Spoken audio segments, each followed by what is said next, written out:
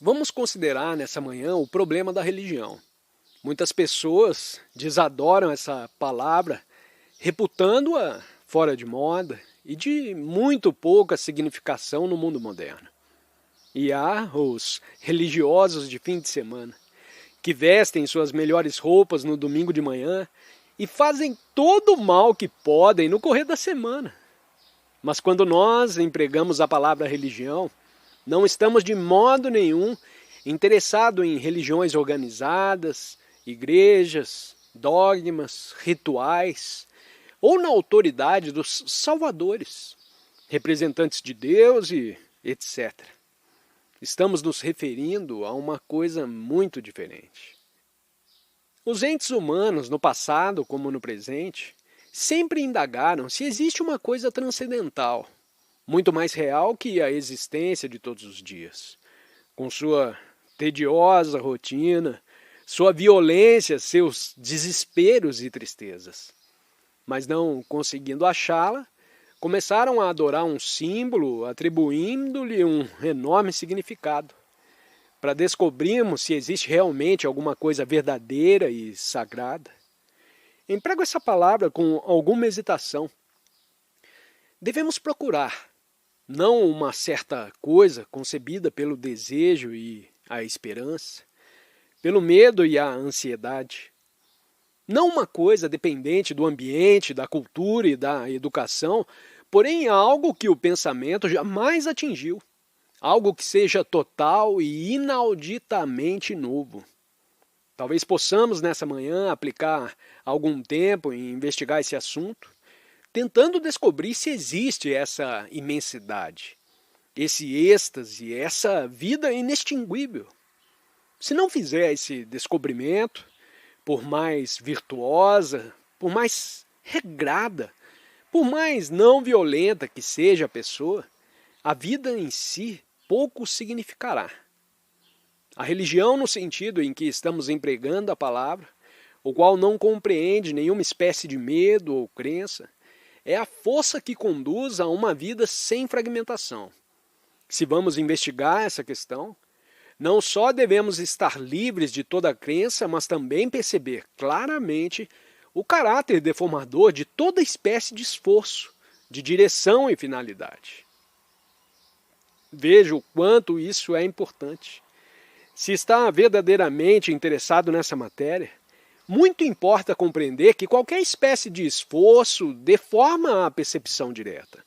E também que toda forma de repressão, toda forma de diretiva oriunda de escolha, de propósitos fixos, criados por nossos próprios desejos, igualmente deformam a percepção direta. Tudo isso torna a mente incapaz de ver as coisas como são. Para investigar essa questão, ou seja, o que é a verdade, se existe isso que se chama iluminação, se alguma coisa existe completamente independente do tempo, uma realidade não dependente de nossos próprios desejos, se necessita de liberdade, de uma certa espécie de ordem. Em geral, associamos a ordem à disciplina, sendo disciplina obediência, imitação, ajustamento e repressão. Forçar a mente a seguir uma determinada linha de conduta, um padrão considerado moral. Mas a ordem nada tem em comum com a disciplina. A ordem nasce, natural e inevitavelmente, quando compreendemos todos os fatores perturbadores, as desordens e conflitos que estão ocorrendo continuamente dentro e fora de nós mesmos. Quando nos tornamos cônscios dessa desordem, vendo todos os males que ocasiona, o ódio existente entre os homens, sua atividade de comparação, nasce então a ordem. E essa nada tem que ver com a disciplina. Necessitamos de ordem. Afinal de contas, ordem é virtude. Uma palavra que talvez você não goste. A virtude não é cultivável. Se criada pelo pensamento, pela vontade, se resultado de repressão, já não é virtude. Mas se compreender o estado de desordem de sua vida, a confusão, a total inanidade de nossa existência, se perceber todos esses fatos bem claramente, não apenas intelectual e verbalmente, sem condená-los, sem deles fugir, porém observando-os na vida. Então, desse percebimento e observação, nasce naturalmente a ordem, que é virtude.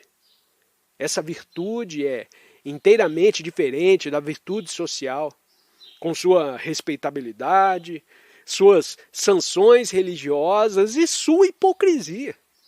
Inteiramente diferente da disciplina que a nós mesmos impomos. É indispensável a ordem, para que possamos descobrir se há ou não há uma realidade não dependente do tempo, uma realidade incorruptível, não dependente de coisa alguma. Se realmente te interessa a ordem, que é uma parte de nossa vida tão importante como o ganho do sustento, a busca de prazer, uma parte essencial de nossa vida. Percebe então que ela só pode ser descoberta pela meditação. Segundo o dicionário, a palavra meditação significa ponderar, refletir, inquirir, o que requer uma mente capaz de observar, uma mente inteligente, sã, não pervertida ou neurótica, e que não espera receber de algum lugar uma certa coisa.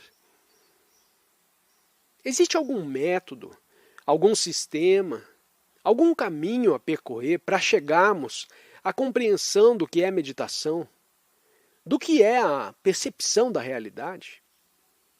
Infelizmente, há certas pessoas vindas do Oriente, com seus sistemas e métodos que nos dizem: ei, faça isso e não faça aquilo. Pratique o Zen e alcançará a iluminação. Alguns de vocês talvez já tenham ido à Índia ou ao Japão e lá passado anos a estudar, a se disciplinar, concentrando a atenção no dedo grande do pé ou na ponta do nariz, a exercitar-se interminavelmente, a repetir palavras que têm a virtude de aquietar a mente, para nessa aquietação terem a percepção de algo transcendente ao pensamento. Tais artifícios podem ser praticados por uma mente que se tornou muito estúpida e embotada. O emprego da palavra estúpido com o sentido de entorpecido, uma mente entorpecida. Só essa mente é capaz de praticar tais artifícios. As coisas de que estamos tratando, talvez, não te interessem, mas vocês devem descobri-las. Depois de ouvir muito atentamente, talvez tenha vontade de sair pelo mundo e ensiná-las. Tal pode ser a sua missão na vida e eu espero que seja. Mas cumpre a você conhecer a pleno a substância, o significado, a riqueza, a beleza, o êxtase das coisas que estamos falando.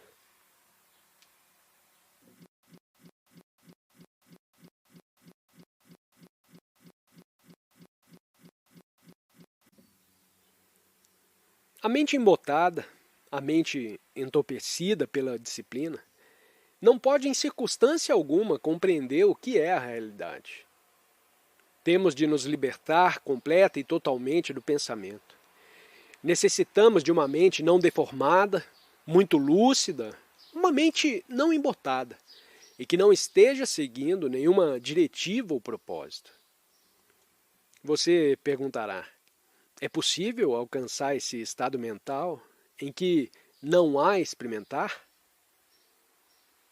Experimentar implica uma entidade que está experimentando, portanto, dualidade. O experimentador e a coisa experimentada. O observador e a coisa observada. Quase todos nós desejamos uma certa experiência profunda, maravilhosa, mística. Nossas experiências de cada dia são tão triviais, tão banais e superficiais que desejamos algo de eletrizante. Nessa extravagante ideia de termos uma experiência maravilhosa, encerra-se a dualidade representada pelo experimentador e a experiência. Enquanto existir essa dualidade, haverá deformação, porque o experimentador é o passado, com todos os conhecimentos e memórias nele acumulados. Insatisfeito com as atuais experiências, ele deseja uma experiência muito mais grandiosa, a projeta como uma ideia e trata de alcançar essa projeção. Mais uma vez, dualidade e deformação. A verdade não é uma coisa que se possa experimentar. A verdade não pode ser buscada e achada. Ela está fora do tempo. E o pensamento, que é tempo, nenhuma possibilidade tem de buscá-la e pegá-la. Portanto, é necessário compreender profundamente essa questão do desejo de experiência. Veja, por favor, o quanto isso é importante. Qualquer forma de esforço, de desejo, de busca da verdade, de exigência de experiência, é o observador a querer algo transcendental e a esforçar-se por alcançar. Sua mente, portanto, não é lúcida e corrompida e não mecânica. Quando a mente está a buscar uma experiência, por mais maravilhosa que seja, isso significa que o eu a está buscando. O eu que é o passado, com todas as suas frustrações, aflições e esperanças. Observe por você mesmo como funciona o cérebro. Ele é o depósito da memória do passado. Essa memória está sempre a reagir, gostando e não gostando, justificando, condenando e etc. A reagir de acordo com seu condicionamento, de acordo com a cultura, a religião, a educação nela armazenadas. Esse depósito de onde surge o pensamento guia a maior parte de nossa vida. Está dirigindo e moldando nossa vida a cada minuto do dia, consciente ou inconscientemente. Está gerando pensamento, gerando o eu, que é a essência mesma do pensamento e das palavras. Pode esse cérebro, com seu conteúdo, o velho, tornar-se completamente quieto, só despertando quando necessário operar, funcionar, falar, agir, porém, a maior parte do tempo, completamente estéril? Meditação é descobrir se o cérebro, com todas as suas experiências, pode se tornar absolutamente quieto. Não forçado a isso, porque no momento em que o forçamos, torna a surgir a dualidade. A entidade que diz: eu gostaria de ter experiências maravilhosas e, portanto, tenho de obrigar o meu cérebro a se aquietar. Nunca o conseguirá. Mas se começar a investigar, a olhar, a observar, a escutar todos os movimentos do pensamento, seu condicionamento, seus alvos, seus temores e prazeres, observar como o cérebro funciona, verá então que ele se tornará extremamente quieto. Essa aquietação não é um estado de sono, pois o cérebro se acha então sumamente vivo e, portanto, em silêncio. Um dínamo grande, em perfeito estado de funcionamento, quase não faz barulho. Só quando há atrito, há barulho. Nos cumpre descobrir se nosso corpo é capaz de ficar sentado ou deitado em completa quietação, sem nenhum movimento, sem estar sendo forçado. Podem o corpo e o cérebro, pois são psicossomaticamente relacionados, tornar-se quietos. Há vários exercícios para pôr o corpo quieto, mas tais exercícios implicam correção. O corpo quer erguer-se e andar, mas lhe impomos que fique quieto. E começa a batalha. querer sair à rua e querer ficar sentado e quieto. A palavra yoga significa ajuntar. O próprio termo ajuntar é impróprio, porque implica dualidade. Provavelmente a yoga, como uma determinada série de exercícios e movimentos respiratórios, foi inventada na Índia há milhares de anos. Sua finalidade é manter as glândulas, os nervos e todo o organismo funcionando saudavelmente, sem remédios e sobremodo sensível. O corpo precisa ser sensível porque, de outro modo, não se pode ter um cérebro claro. É fácil ver esse simples fato que precisamos ter um corpo perfeitamente são, sensível, alertado e um cérebro a funcionar muito claramente, não emocionalmente, não pessoalmente. O cérebro é então capaz de pôr-se absolutamente quieto. Mas como conseguir isso?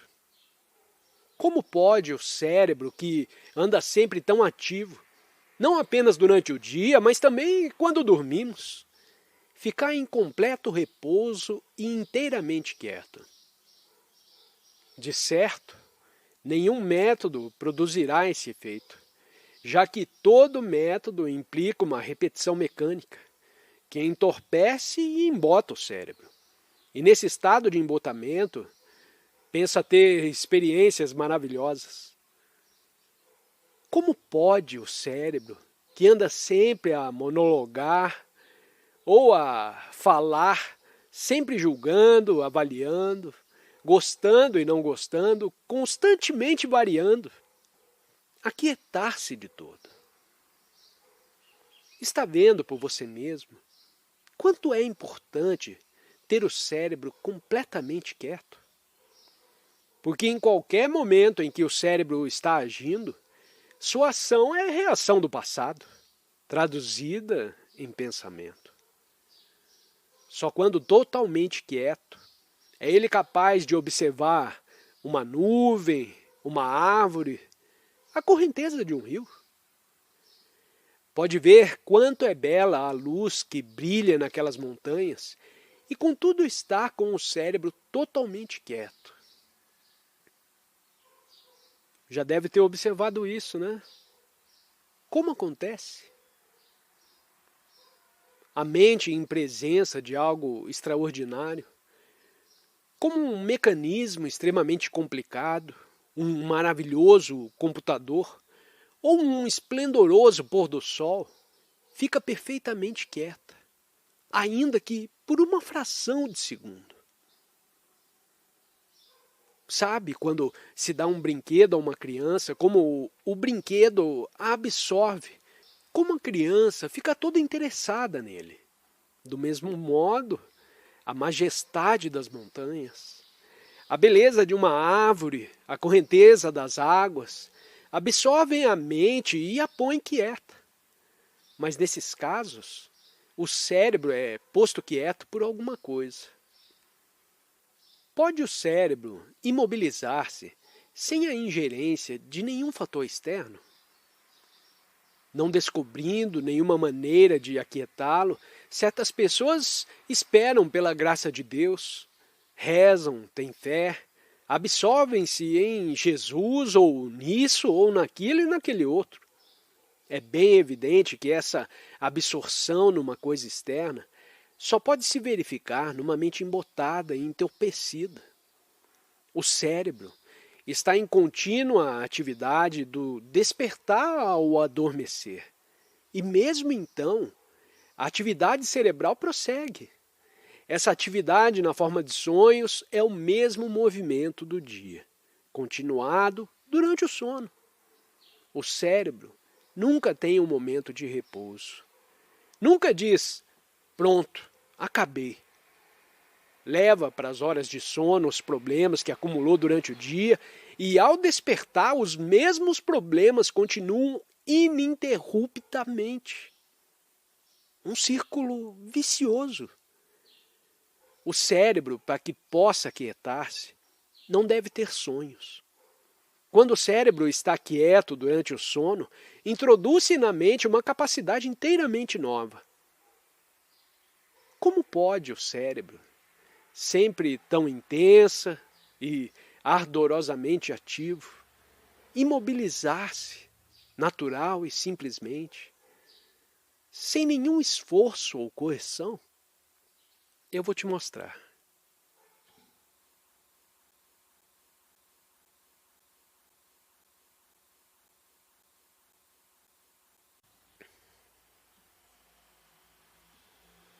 Como dissemos, durante o dia o cérebro está incessantemente ativo.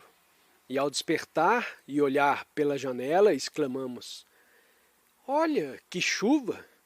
Ou "Que dia maravilhoso, mas está quente demais." Já pôs o seu cérebro em movimento. Assim, no momento de olhar pela janela, não diga para você mesmo uma só palavra. Isso não significa reprimir as palavras, porém apenas compreender que no momento em que diz "Oh, que linda manhã!" ou "Nossa, que tempo horrível!", o cérebro se põe em movimento. Mas se olhando pela janela, observa as coisas sem pronunciar uma única palavra, e isso não é reprimir a palavra. Se fica apenas observando, sem a imediata intromissão da atividade cerebral, tem então a solução, a chave do problema de pôr o cérebro quieto. Quando não reage, o velho cérebro começa a despontar o cérebro novo. Pode observar as montanhas, os rios, os vales, as sombras, as árvores formosas, as maravilhosas nuvens totalmente iluminadas além das montanhas, sem pronunciar uma palavra, sem comparar.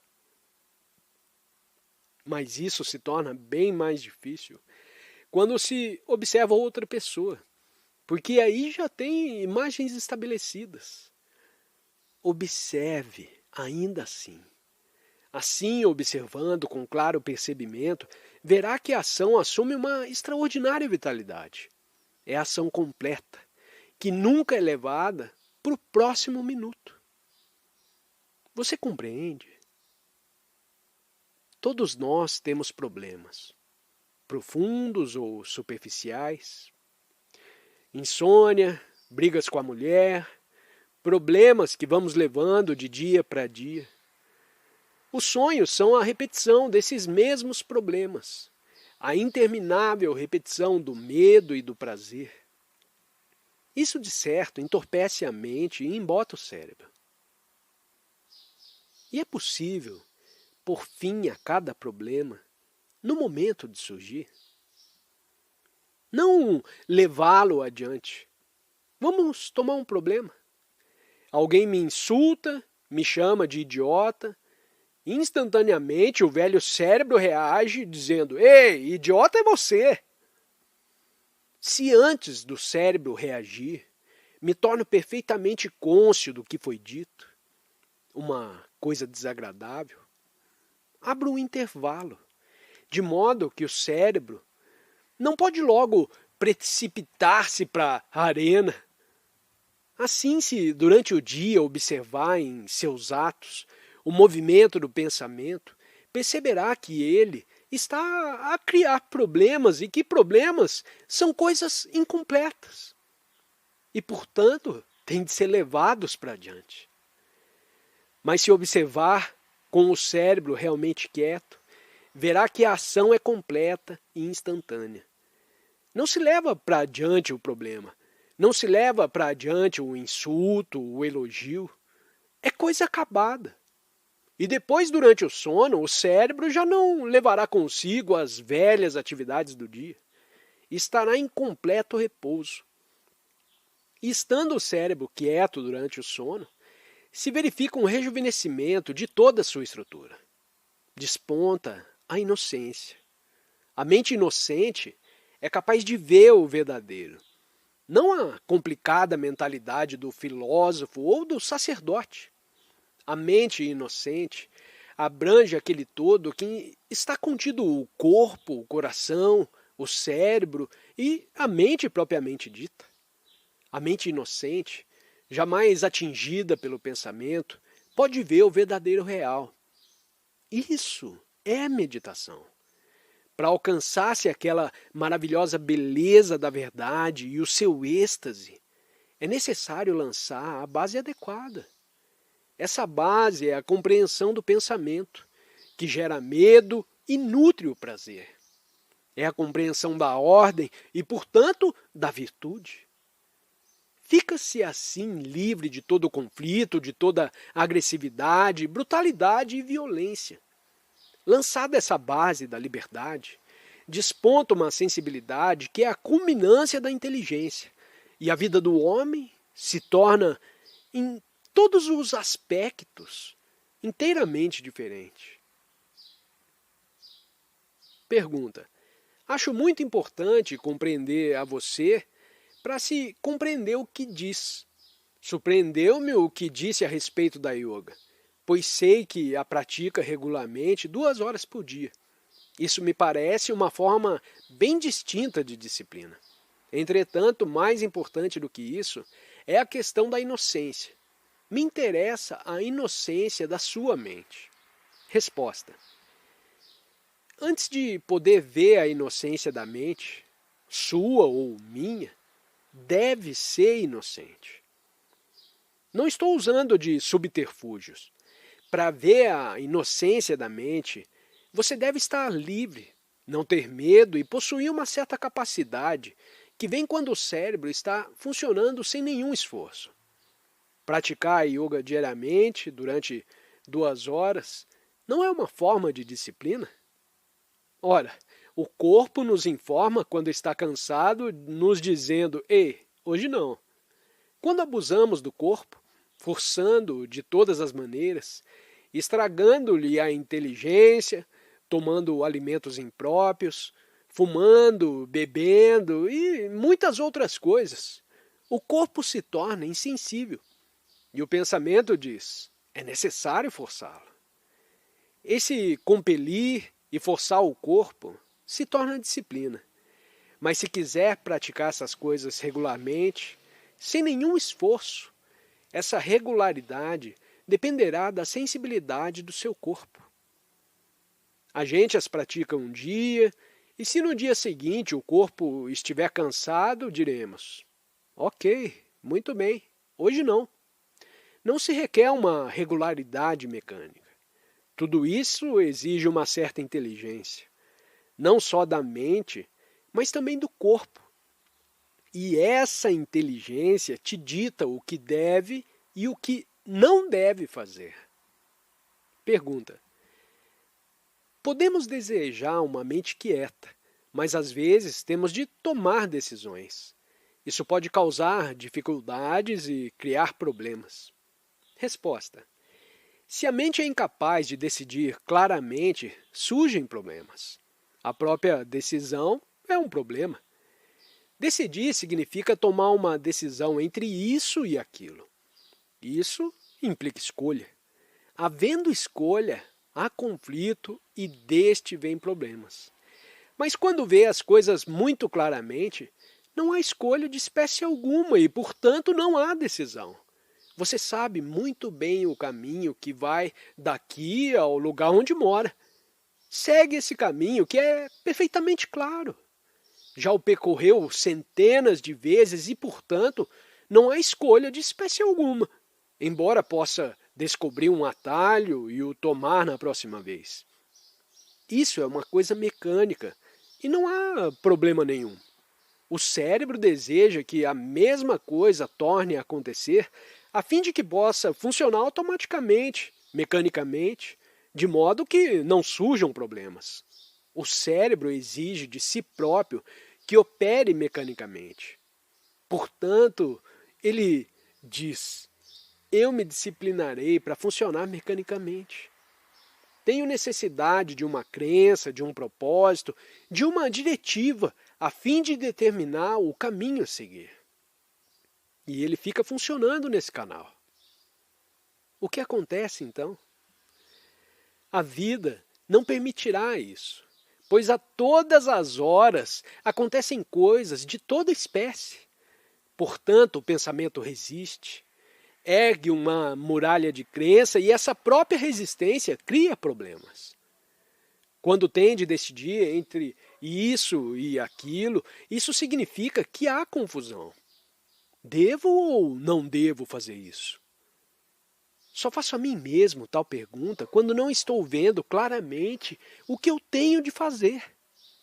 Nós escolhemos por causa de nossa confusão e não quando há claridade. Se tem claridade, a sua ação é completa. Interrogante, mas nem sempre pode ser completa.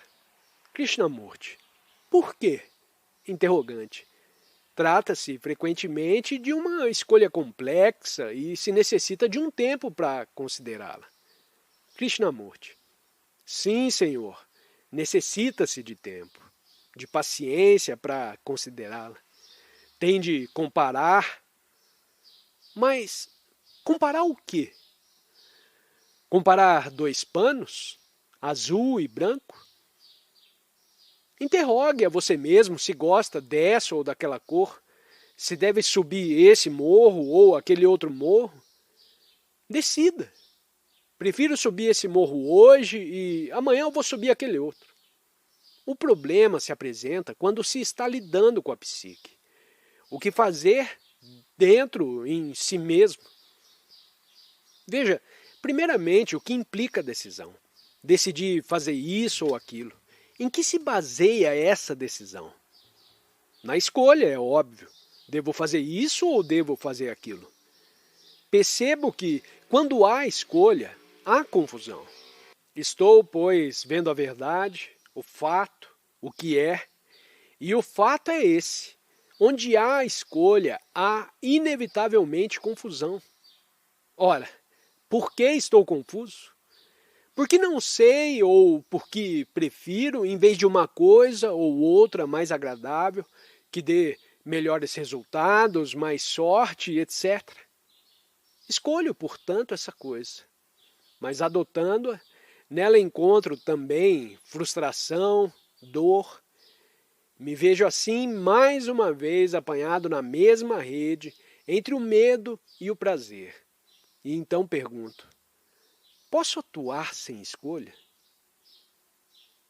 Isso significa, tenho de tornar-me cônscio da confusão e de todas as implicações da decisão, pois nesta existe dualidade. Aquele que decide e a coisa decidida. Portanto, vem o conflito e a perpetuação da confusão. Dirá que ficar cônscio de todas as complicações desse movimento levará tempo. Levará tempo? Ou o movimento pode ser visto instantaneamente e a ação, portanto, ser imediata? Só preciso de tempo quando não estou cônscio dele.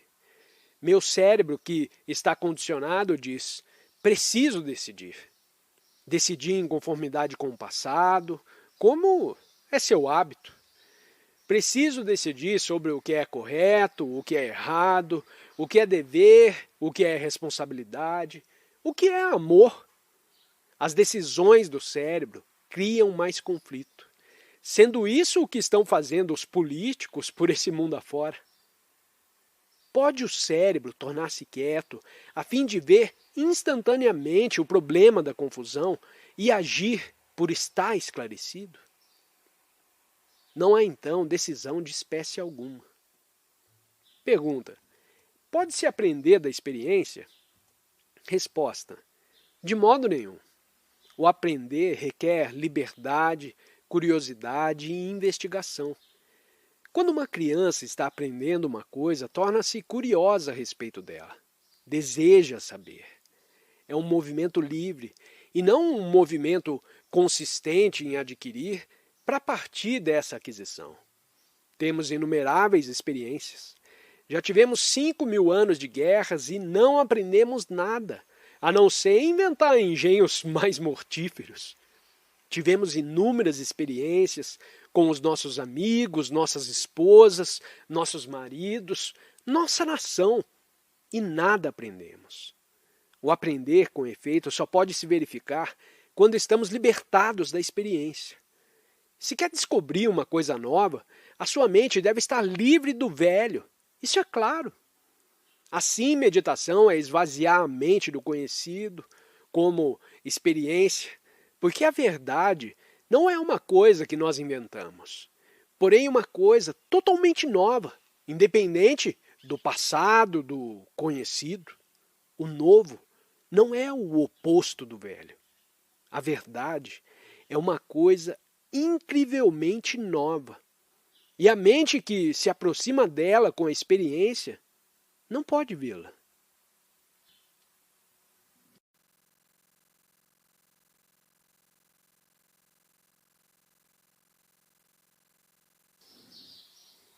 Vamos realizar aqui 7 reuniões de exame, nas quais cada um de nós tomará parte ativa.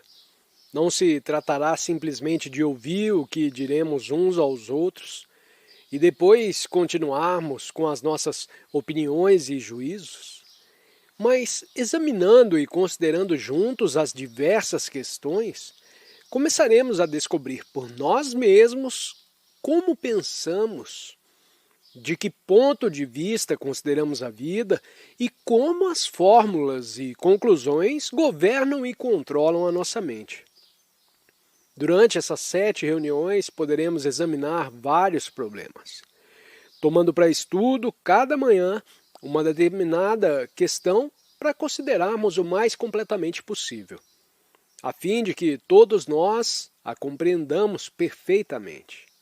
Não apenas no nível verbal ou intelectual, pois isso de certo não é compreensão. E possamos deixá-la para trás. Assim, de que trataremos essa manhã? Pergunta 1. Podemos considerar as raízes e origem do pensamento? Pergunta 2. Podemos examinar a diferença entre cérebro e mente? Pergunta 3. Pode-se descobrir em si mesmo um sistema de meditação ou tal sistema é também um método? Pergunta 4. Estamos fazendo o uso correto de nossas faculdades e capacidades pessoais? Pergunta 5. Pode dizer alguma coisa sobre a relação entre as pessoas? Pergunta 6. Podemos considerar a questão de nos livrarmos de nosso condicionamento? Pergunta 7. O que é a iluminação? Pergunta 8. Por que nos é tão difícil alcançar um estado de bem-aventurança baseado na verdade e na beleza? Krishnamurti, vamos reunir numa só todas essas perguntas? Se examinássemos a questão do autoconhecimento, não acha que todas elas ficariam respondidas? Questões como: o que é meditação? Um sistema? Qual a diferença entre a mente e o cérebro? Por que é tão difícil alcançar ou compreender o que é iluminação? Por que razão a maioria de nós temos de lutar de várias maneiras?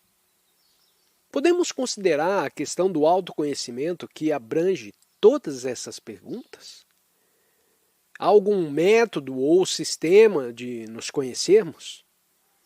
Existe alguma maneira de descobrirmos por nós próprios a resposta a todas as perguntas que nessa manhã formulamos, sem pedirmos a ninguém? A única maneira é conhecermos por nós mesmos o mecanismo do pensamento, como funciona o cérebro, como a mente está toda entregue ao condicionamento, quanto está apegada a diferentes coisas e quanto deseja se libertar. Há uma luta constante dentro de nós e também exteriormente. Assim, para serem respondidas todas as perguntas que a nós fazemos e ficarem resolvidos todos os problemas existentes exteriormente, não acha importante compreendermos a nós mesmos? Vamos considerar essa questão? Em primeiro lugar, como observo a mim mesmo?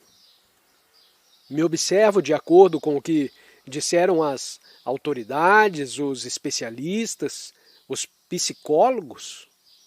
Coisas que, obviamente, condicionaram a minha mente? Posso não gostar de Freud, de Jung, de Adler e dos mais modernos psicólogos e analistas, mas como justamente as asserções deles penetraram a minha mente, estou olhando a mim próprio com os olhos deles. Posso me olhar objetivamente, sem nenhuma reação emocional, apenas ver o que sou. E para ver o que sou, eu necessito de análise? Todas essas perguntas estão implícitas quando digo que preciso me conhecer. Sem esse autoconhecimento, não tenho base nenhuma para ação.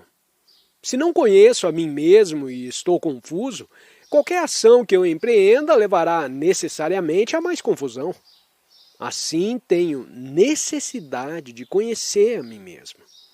Preciso investigar profundamente a estrutura de minha natureza. Devo ver o arcabouço de minhas atividades, os padrões em que estou funcionando, as linhas que estou seguindo, as diretivas que estabeleci para mim mesmo, ou a sociedade estabeleceu para mim. Tenho de compreender o impulso que me leva a agir harmoniosamente ou contraditoriamente. Para compreender tantos problemas, tais como se existe Deus, se existe a verdade, o que é meditação, quem é o meditador, e isso é muito mais importante do que a meditação. Preciso me conhecer completamente. Percebe a importância de conhecer por você mesmo o que você é? Porque sem esse conhecimento próprio, tudo o que fizer será feito num estado de ignorância e, portanto, de ilusão e de contradição. E assim, haverá confusão, tristeza e tudo mais. Está claro isso. Devemos nos conhecer não só no nível consciente, mas também nas camadas profundas de nós mesmos. Esse conhecimento deve ser claro e cabe a você alcançá-lo por você mesmo, e não pelo que eu digo. Ora, como posso me conhecer? Qual o método? Posso seguir as autoridades, os especialistas, que aparentemente investigaram e alcançaram certas conclusões, que poderão ser alteradas ou robustecidas por posteriores psicólogos e filósofos. Não diga não. Se não posso segui-los, como poderei compreender a mim mesmo? Todas as investigações dos filósofos e instrutores do passado, a mente indiana penetrou muito fundo nessa questão. E, mais as dos modernos, imprimiram-se na minha mente, consciente ou inconscientemente. Assim posso segui-los porque sou apenas um principiante e eles se acham muito à minha frente. E por fim, ir mais longe ainda do que eles foram. Ou será melhor não seguir ninguém, mas me olhar a mim mesmo? Se posso me olhar como o que é, estou então olhando a mim mesmo como resultado de todos os ditos dos filósofos, instrutores e salvadores. Portanto, não preciso seguir ninguém. Está claro isso? Veja bem, por favor, e não deixe isso para depois. Minha mente é o resultado de tudo o que eles disseram. Essas coisas não foram simplesmente aceitas por nós, nos invadiram como uma vaga, não só do presente, mas também do passado, através de uma multidão de instrutores. Eu sou o resultado de tudo isso. Assim, o que me cabe fazer é tão só observar-me, ler o livro que eu mesmo sou. Como lê-lo? Como posso observar com tanta clareza que nada possa me impedir de ver? Posso olhar com óculos coloridos, ter certos preconceitos, certas conclusões que me impedirão de me olhar e de ver tudo o que esse olhar pode revelar. Assim, o que eu devo fazer? Já que estou condicionado, não posso me olhar em completa liberdade. Portanto, devo me tornar cônscio do meu condicionamento. Sou, pois, levado a perguntar: o que é estar cônscio? Mas continuemos. Não posso me olhar em plena liberdade porque minha mente não é livre. Tenho dúzias de opiniões e de conclusões e um número infinito de experiências. Recebi uma certa educação que faz parte do meu condicionamento. Portanto, me cumpre me tornar cônscio desses condicionamentos que fazem parte de mim mesmo. Assim, em primeiro lugar, preciso compreender o que significa estar cônscio. O que significa para você estar cônscio? Há dias esse orador disse: por favor, não tomem notas. Vocês o ouviram e vários dentre de vocês continuaram a tomar notas. Isso é estar cônscio?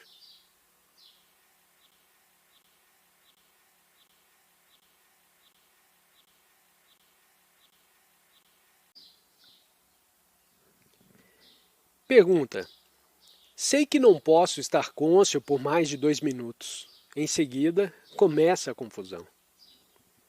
Resposta: iremos verificar se esse percebimento pode se prolongar ou se só é possível por um breve período.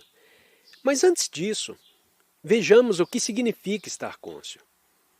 Estou cônscio do barulho daquele rio? Estou cônscio do cantar dos pássaros? Estou cônscio das diferentes cores dos trajes usados pelos homens e mulheres aqui reunidos? Estou cônscio do espaço que os circunda, dos montes, das árvores, das nuvens, do calor. Estou objetivamente, externamente cônscio de tudo isso? De que maneira você está cônscio? Interrogante. Estamos cônscios, interior e exteriormente ao mesmo tempo. Krishnamurti, por favor, vamos devagar. Está cônscio desse pavilhão, das cores, dos trajes das pessoas? Está cônscio dos montes, das árvores, dos pratos? Está cônscio no sentido de estar consciente dessas coisas? Está? Não? Interrogante. Quando lhes fixo a atenção, me torno cônscio delas. Krishnamurti. Se lhes presta atenção, está cônscio. Portanto, não está cônscio quando desatento. Só no prestar atenção está cônscio. Por favor, observe isso bem de perto. Interrogante. Ao prestar atenção a uma coisa, nela me absolvo. Não posso prestar atenção às outras coisas que me cercam. Krishnamurti.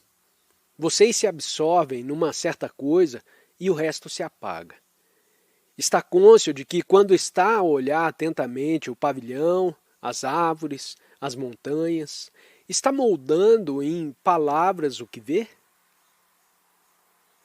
Você diz: aquilo é uma árvore, aquilo é uma nuvem, aquilo é uma tenda, gosto dessa cor, não gosto daquela outra cor. Não é verdade? Por favor, faz aqui um pequeno esforço a esse respeito. Não se deixe enfadar, porque se penetrar bem profundamente nessa questão, ao sair desse pavilhão, verá algo por você mesmo. Pois bem, quando observa, está cônscio de suas reações? Interrogante. A atenção parece expandir-se. Krishnamurti. Te pergunto uma coisa e você me responde outra. Estou cônscio daquele vestido. Minha reação diz: bonito ou feio? E eu pergunto, ao olhar aquela cor vermelha, você está cônscio de suas reações? Não de uma dúzia de reações, porém daquela peculiar reação que tem ao ver a cor vermelha. Por que não? Isso não faz parte do percebimento? Interrogante. Quando damos nome a uma coisa, não estamos cônscios dela. Krishnamurti. Eu vou averiguar, Senhor, o que significa estar cônscio. Quero estar cônscio e sei que não estou cônscio. Às vezes estou atento, mas a maior parte do tempo estou semi-adormecido. Estou pensando em outra coisa enquanto olho uma árvore ou uma cor. E como disse, desejo me conhecer completamente, porque percebo que se não me conheço, não tenho base para fazer coisa alguma. Portanto, preciso conhecer a mim mesmo. Como me tornarei cônscio de mim mesmo? Como observarei a mim mesmo? Observando, aprendendo. Portanto, o aprender faz parte do percebimento. Posso aprender alguma coisa a meu respeito, em conformidade com outra pessoa, em conformidade com os filósofos, os instrutores, os salvadores, os sacerdotes? Isso é aprender. Se aprendo de acordo com o que outros disseram, cesso de aprender sobre mim mesmo, e isso é o principal. O que significa esse aprender a respeito de mim próprio? Investigue isso. Penetre. Descubra o seu significado. O que significa aprender a respeito de si mesmo? Interrogante. Significa ver a minha reação. Krishnamurti. Não, minha senhora, não é isso que quero. O que significa aprender? Interrogante. Parecemos andar a buscar freneticamente um sistema prático de alcançar esse estado de percebimento. Houve um tempo em que eu pensava que poderíamos nos educar, anotando todos os nossos pensamentos, para depois lê-los, vendo-os como se vê um filme. Talvez desse modo fosse possível aprender alguma coisa. Krishnamurti. Diz o interrogante que vemos razão para conhecermos a nós mesmos e ansiamos por descobrir como fazê-lo. Mas por causa dessa ansiedade, desejamos um sistema. Queremos achar um método, porquanto não sabemos o que fazer com nós mesmos. Assim precisamos que alguém nos diga: faça tais coisas e você conhecerá a si mesmo. Ora, senhores, tenha a bondade de me escutar. Aqui estou eu. Sou o resultado da sociedade, da cultura em que vivo, da religião, do mundo dos negócios, do mundo econômico, do clima da alimentação. Sou o resultado de tudo isso, do passado infinito e do presente. Quero me conhecer. Isso é, quero aprender a respeito de mim mesmo. E o que significa a palavra aprender? Veja a dificuldade aí contida. Eu não sei alemão e isso significa que tenho de aprender o significado das palavras, decorar os verbos e aprender a síntese da língua. Quer dizer, tenho de acumular conhecimento de palavras e etc. E então talvez eu seja capaz de falar alemão. Acumulo, verbalmente ou de outra maneira qualquer, para depois agir. Aí, aprender significa acumulação. Agora, o que acontece se quero aprender a respeito de mim mesmo? Vejo algo em mim e digo: aprendi tal coisa. Vi que isso é assim. Aprendi a tal respeito. Fica, pois, um resíduo de conhecimento. E com esse conhecimento, eu examino o próximo incidente. E por isso, aumenta a acumulação. Assim, quanto mais me observo e aprendo sobre minha pessoa, tanto mais conhecimento acumulo a respeito de mim mesmo.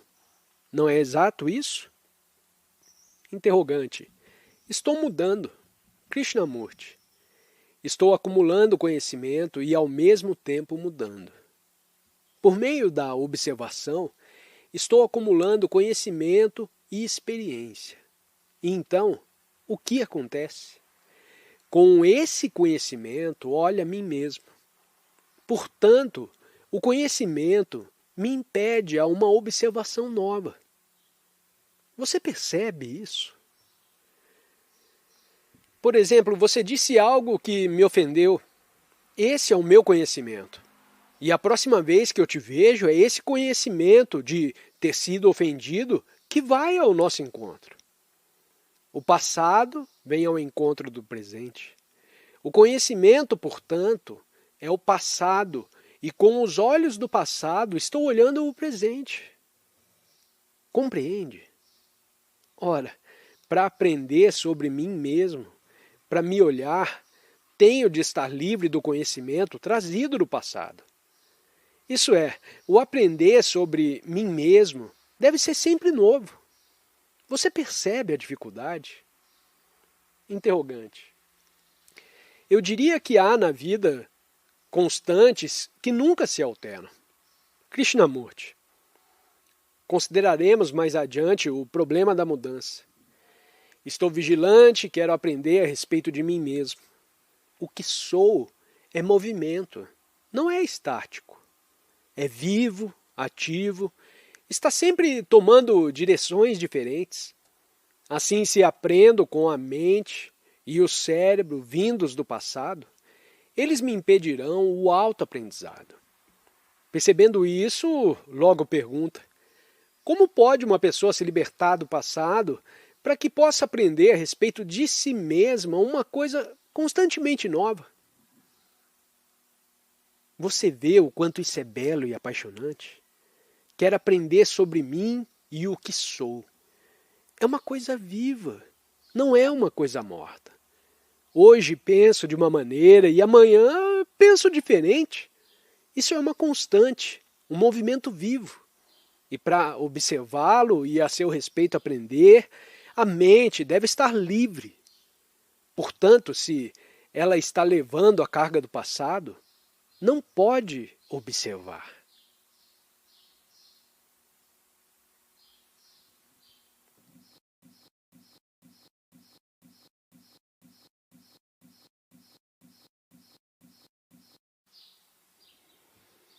Na Índia é costume abrir o livro sagrado, o Gita, e com ele explicar todas as coisas. Milhões de pessoas escutam as explicações sobre como se deve viver, o que se deve fazer, como Deus é ou não é. Tudo escutam, encantadas, e depois continuam a viver na forma do costume. As explicações nos cegam, nos impedem de ver o que realmente é. É de suma importância descobrir por você mesmo a maneira de olhar o problema da existência. Você o olha através de uma explicação, de um determinado ponto de vista, ou o olha não fragmentariamente? Verifique isso na sua vida. Vá dar um passeio a só e aplique-se com todo o coração a descobrir a maneira como olha esses fenômenos.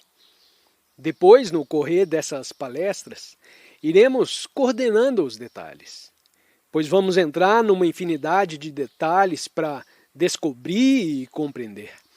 Mas antes disso, precisa estar bem certo de que está livre de toda fragmentação, de que não é inglês, americano, judeu. Você consegue entender? De que está livre do condicionamento de uma dada religião ou cultura. Condicionamento que te mantém agrilhoado e segundo o qual tem as suas experiências, que só levam a mais condicionamento. Veja o movimento da vida como um só movimento. Nisso, há uma grande beleza e imensas possibilidades. A ação completa e liberdade. E a mente necessita de liberdade para descobrir o que é a realidade.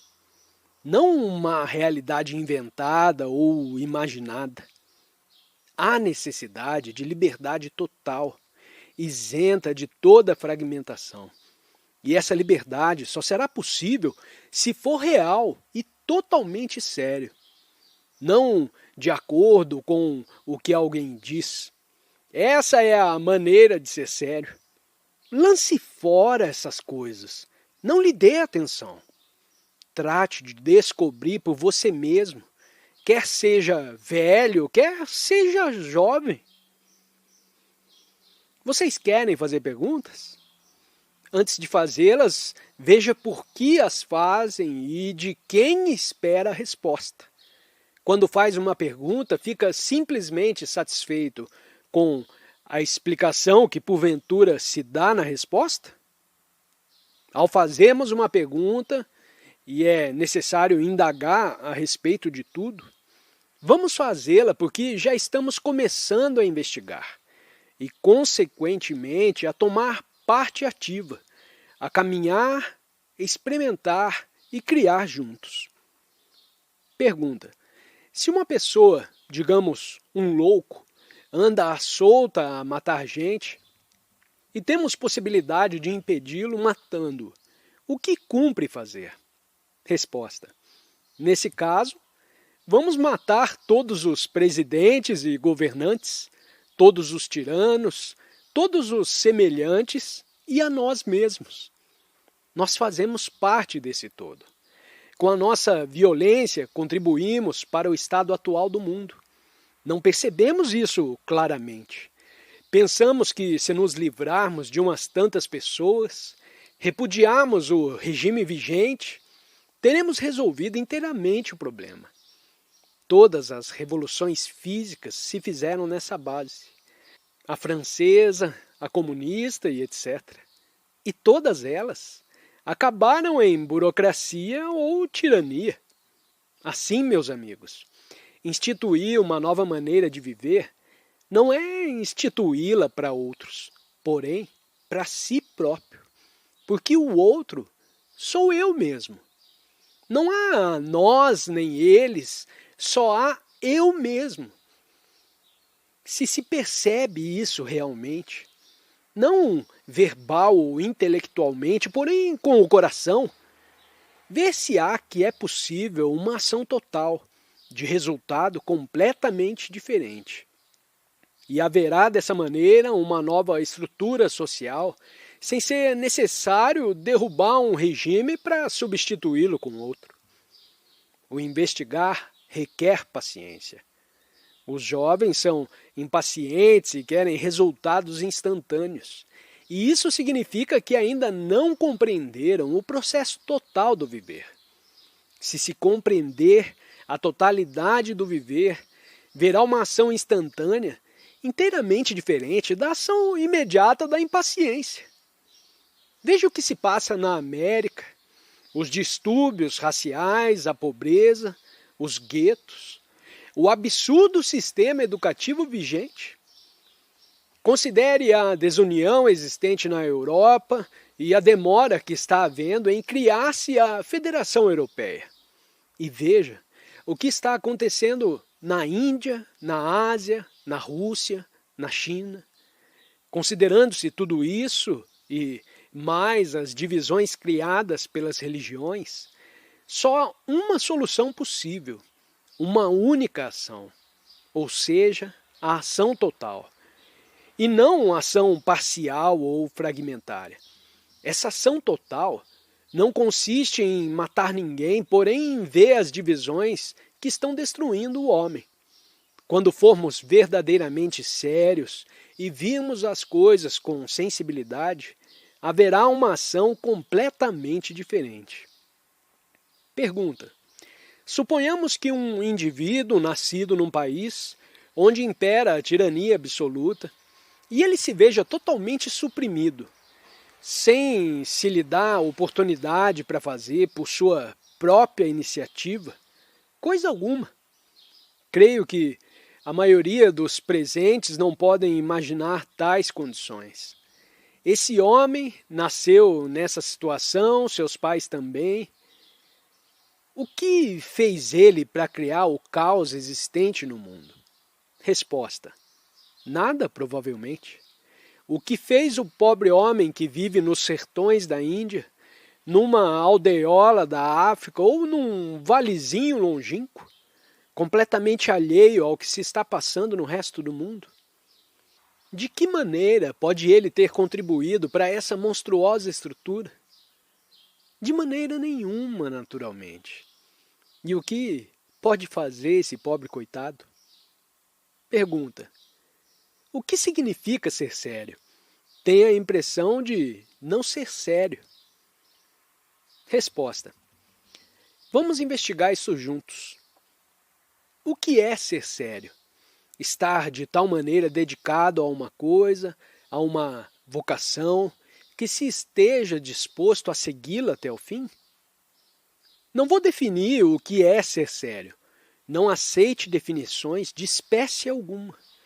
Se um homem deseja descobrir uma nova maneira de vida, uma vida livre de violência, uma vida de total liberdade interior, e a esse descobrimento devota seu tempo, sua energia, seus pensamentos, tudo. A essa pessoa eu chamaria um homem sério. Esse homem não se deixa facilmente desviar do seu intento. Poderá buscar entretenimentos, mas sua rota está traçada. Isso não significa ser dogmático, obstinado e inadaptável. Ele está pronto a prestar ouvidos a outros, a considerar, examinar, observar. Pode acontecer que nessa seriedade um homem se torne egocêntrico. Esse egocentrismo, de certo, o impedirá de examinar. Mas o homem sério tem de prestar ouvidos aos outros, examinar e indagar constantemente. Isso significa que ele deve ser altamente sensível. Cabe-lhe descobrir como e a quem escuta. Esse homem, pois, está sempre a escutar, a buscar, a investigar, a descobrir. Com um cérebro sensível, uma mente sensível e um coração sensível, que não são coisas separadas. Está a investigar com esse todo, com essa sensibilidade total. Verifique se tem um corpo sensível. Note seus gestos, seus hábitos peculiares. Uma pessoa não pode ser fisicamente sensível se alimenta em excesso. E tampouco pode ser sensível padecendo fome ou se submetendo a jejuns. Temos de dar atenção ao que comemos. Temos necessidade de um cérebro sensível. Isso é, um cérebro que não funcione por força de seus hábitos, que não esteja em busca de seus particulares e insignificantes prazeres, sexuais ou de outra natureza. Pergunta: você nos recomenda não dar ouvidos a explicações. Qual a diferença entre o que você diz e explicações? Resposta: o que acha você? Há alguma diferença ou tudo isso é só um palavrório? Interrogante: palavras são palavras. Resposta: nós explicamos mostrando a causa e o efeito. Dizemos, por exemplo, o homem herdou sua brutalidade do animal. Se aponto esse fato, e no mesmo ato de apontá-lo estou agindo, deixo de ser violento. Não há diferença. O que se requer é ação, mas pode a ação verificar-se como resultado de explicações, de palavras? Ou essa ação total só é possível quando sou suficientemente sensível para observar o movimento total da vida? O que queremos fazer aqui? Dar explicações sobre o porquê e a causa do porquê? Ou queremos viver de tal maneira que nossa vida não esteja baseada em palavras, mas sim no descobrimento do que realmente é? Esse descobrimento não depende de palavras. Há uma enorme diferença entre essas duas coisas. Se um homem sente fome, podemos lhe dar explicações sobre a qualidade e o gosto da comida, lhe mostrar o menu, lhe mostrar os comestíveis expostos numa vitrine. Mas o que ele quer é comida de verdade. E nenhuma explicação pode lhe dar o alimento. Eis a diferença.